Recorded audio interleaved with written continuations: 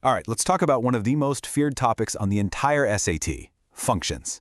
I know. But here's the thing. What if all that fear is completely misplaced? We're going to flip the script today and turn that feeling of panic into a source of easy, reliable points every single time.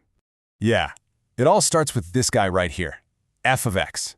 Just three little symbols, but they cause so much stress. And you know why? Because they look like some complicated math problem you're supposed to solve right away. So be honest, when you see f of x on a test, does your brain kind of freeze up, even for just a second? If you said yes, you are not alone. And actually, that tiny moment of hesitation, that's exactly what the people who write the SAT are counting on. And here's the big secret they don't want you to know. Function questions aren't just about math, they're a mind game. The SAT uses this notation specifically because it looks weird and intimidating. They want to see if you'll get flustered. But not you. Not anymore. So, to beat that panic, we just need a new way to think about what a function actually is. And honestly, the best, simplest way I've ever found is the picture of vending machine.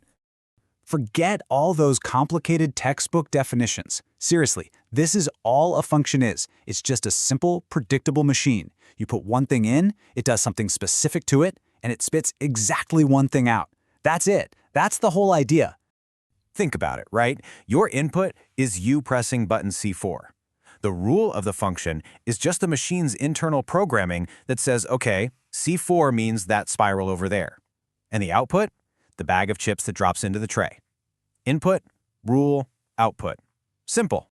And this brings us to the absolute golden rule of functions. If you press C4 and get one bag of chips, great, the machine is working. That's a function. But if you press C4 and two different things come out, well, the machine is broken. It is not a function because a single input can never, ever lead to more than one output. Okay, so keep that vending machine in your head. Now let's go back to that scary notation and completely dismantle it, piece by piece. Here's the deal. F of x isn't a command to do math. It's just a name tag. Think of f as the name of the machine, like the Snack-O-Matic 5000. And the x in the parentheses, that's just the button you're about to press. That's all it's saying. Use this machine, press this button. Now this is the #1 trap you have to avoid. F of x does not mean f times x. It is not multiplication. If you make that one mistake, the question is automatically wrong. Just remember, it's a label. It tells you which machine to use and which button to press. So let's see it in action. Let's say our machine's rule, its internal programming, is f of x equals 2x plus 3. Well, if the question asks for f of 4, that's just a fancy way of saying, hey, go press the 4 button. So you swap every x for a 4, do the simple math, and boom, you get 11. Press the -1 button, you get 1. It's just substitution. And that right there, that's the real secret. Getting these questions right isn't about being some math wizard. It's about being careful. Most of the points people lose on these questions are from sloppy mistakes, especially when you're plugging in negative numbers. All right, now that we've got the core idea down, let's level up. Let's look at the specific moves the SAT loves to use, the common ways they'll package these questions to try and trip you up. Oh yeah, you are absolutely going to see this one. It's called a composite function. And I know, it looks terrifying, but it's not. It's just one vending machine feeding its snack directly into another one. That's all. The secret is so simple. You work from the inside out, always. Don't even look at the f on the outside yet. Just focus on what's in the very middle. In this case, g of 2. Solve that first. Get your answer. Then, whatever that answer is, that's your new input.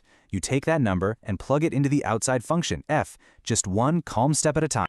Now, sometimes the rule isn't an equation at all, it's just a table of values. And the biggest mistake here is just pure carelessness. The SAT knows people rush, so they will often put the output column first just to see if you're paying attention. So rule #1, always find the X column for your input before you do anything else. Okay, let's go one level deeper. Let's talk about the silent score killers. These are the sneaky, hidden traps the SAT sets to catch even the students who think they have this stuff down. You're going to hear two words, domain and range. Let's make them easy. The domain is just the list of all the buttons on the vending machine that you are allowed to press. The range is just the list of all the snacks that could possibly come out. That's it. So, what are these traps? Well, we already talked about being careful with negatives and reading tables, but the big ones are inputs that break the fundamental rules of math. You can't divide by 0, and you can't take the square root of a negative number. Think of these as forbidden inputs. They're like buttons on the machine that are blocked off. They are not in the domain. And this really gets to the heart of the whole thing.